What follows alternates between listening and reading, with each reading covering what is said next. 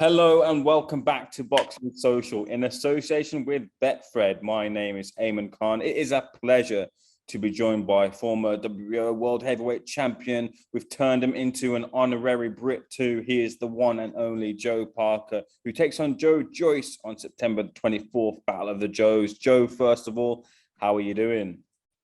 I'm doing very well, thank you. Great, actually. I'm into the second week of training camp. We have 5 weeks to go before the fight. Very tough fight, very challenging fight, but a fight that I'm going to be 100% ready for, and a fight that I'm excited about. And I'm looking forward to it. Joe, a lot has been made about this fight in terms of kind of the back and forth. Was it on? Was it not on? It's over the line now, but it was made mention during the press conference about the complications on both sides. Can you, in your own words, explain in your own words, like what the difficulties were that you were facing in making this fight? Yeah, I've been involved in some big fights, and I'm very grateful to be involved in some big fights. Dillian White, Andy Ruiz, Joshua. So I think my team and myself know what it takes to be, to make these fights happen. And, we were negotiating for a while, and it took a long time to lock this fight in. So that's why everyone was frustrated. And it took a while, and the deal kept changing. And, the terms weren't right. So I decided to sign with Sky because I had a good relationship with them in the past. And, I trust them, and, with Sky and Boxer, they were going to look after me. And as soon as I was signed with them, I said to them, please make the Joyce fight happen, because that was the fight that I was looking to make, and the fight that was already announced when there was no contract. So I think thanks to Sky and Box, and also with Queensbury and BT for David Higgins for making this happen.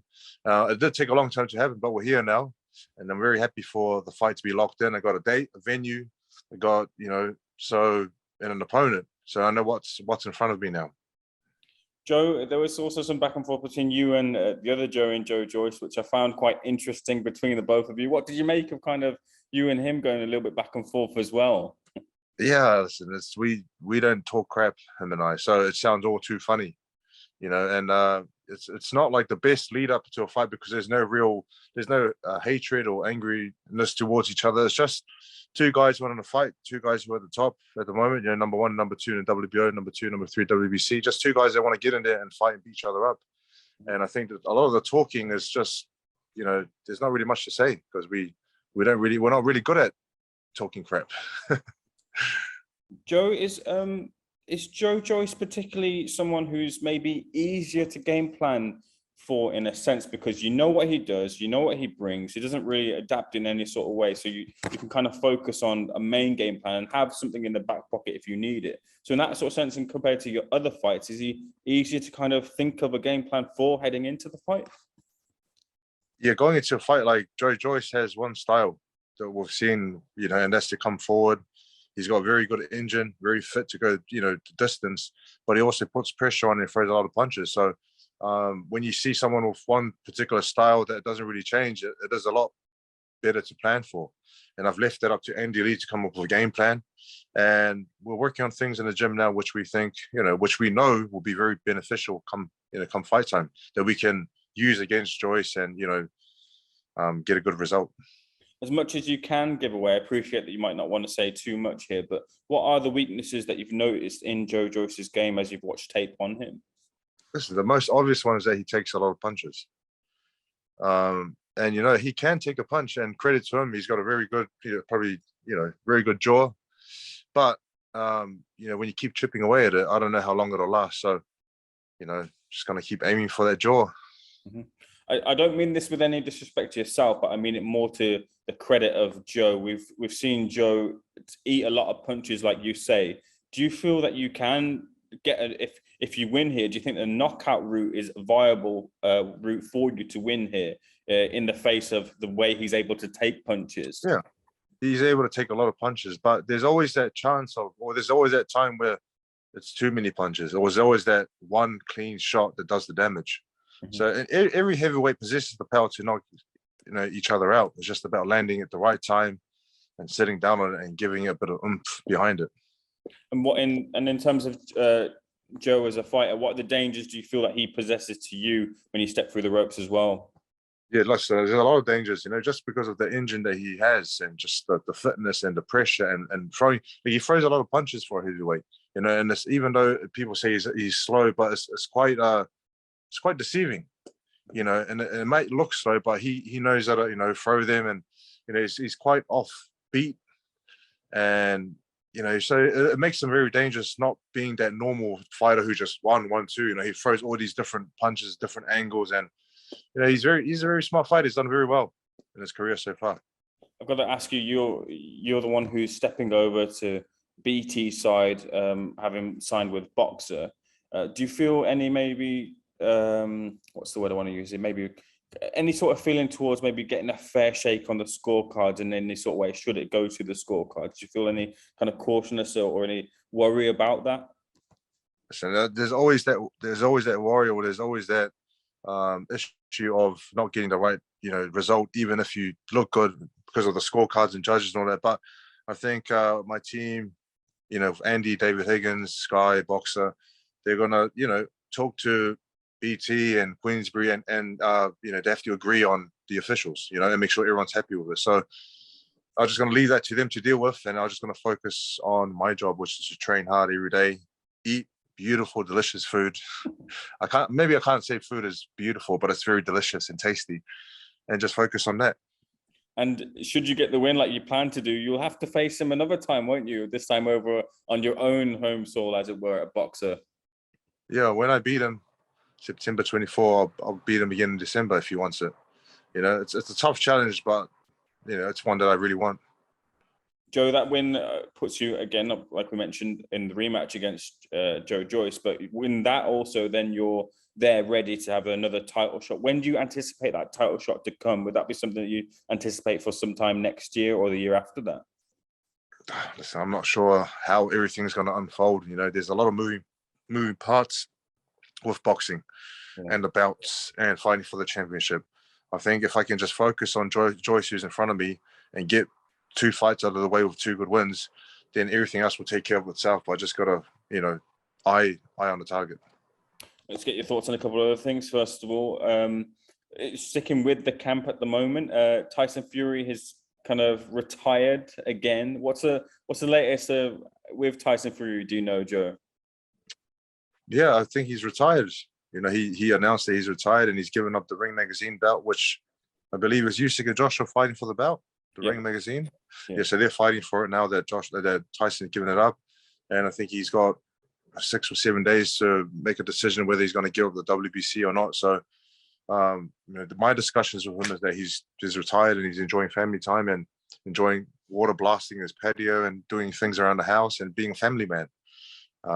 But is he going to come back? I don't know. I hope he comes back. You know, there's big fights out there for him, the winner of Usyk and Joshua, but we'll see.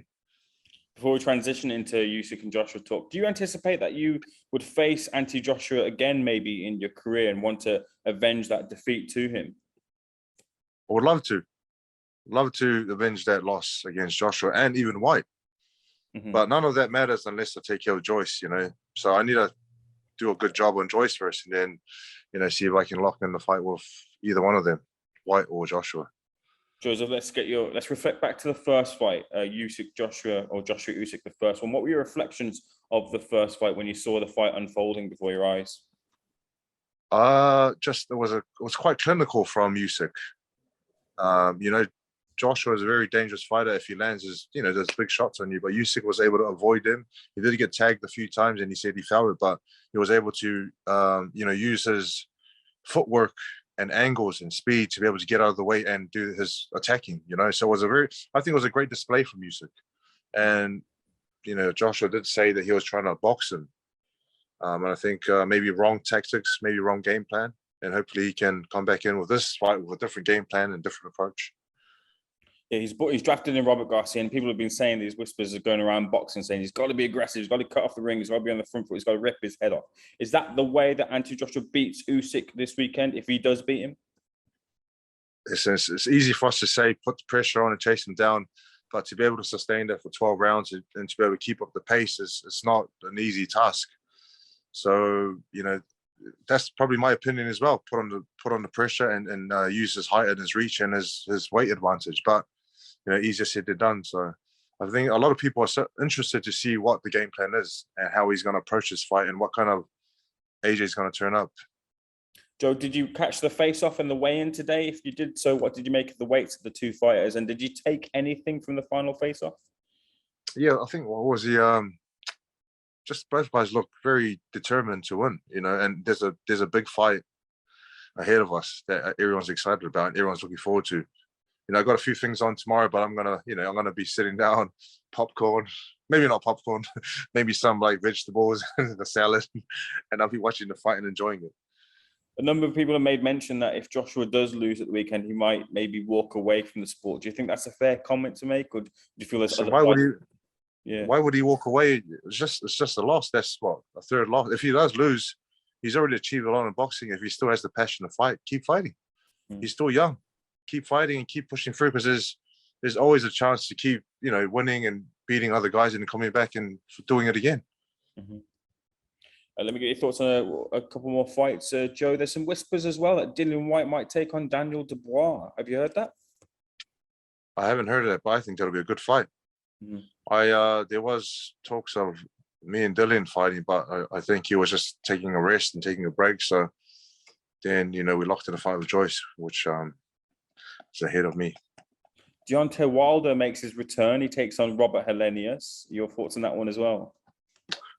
Ooh, that'll be a good fight, a good return fight for him. Robert Helenius had looked good in his fights, recent fights. So even though he's a tough challenge, I still think that Wilder's got that one-punch knockout power that can take anyone out. So it'll be a very good fight for him. Very nice fight to return to boxing with. Just let me bring this back to you then. In terms of your training, in terms of your preparation, you brought in Andy Lee, drafted him to kind of change up your style and change up the way you fight. How do you feel you've embedded and transitioned now as a fighter under Andy Lee's tutelage?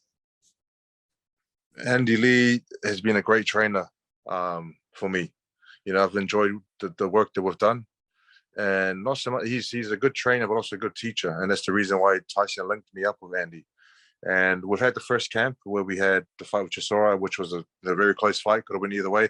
The second camp showed a lot more improvement and a lot more aggression, and we're able to get a better result of Chisora. Then now we're on the third camp where he's introducing new things and adding new weapons to my arsenal. So I'm excited. I'm very excited for this fight because of the camp and the learning and what I can see happening.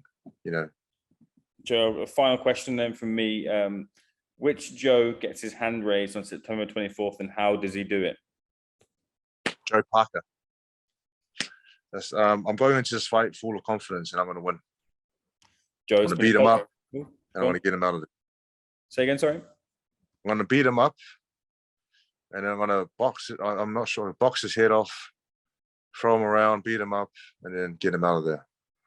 Joe, it's been an absolute pleasure speaking to you. Thank you so much for giving me some of your time. Much appreciated. Thank you for speaking to Boxing Social. Thanks, Ayman.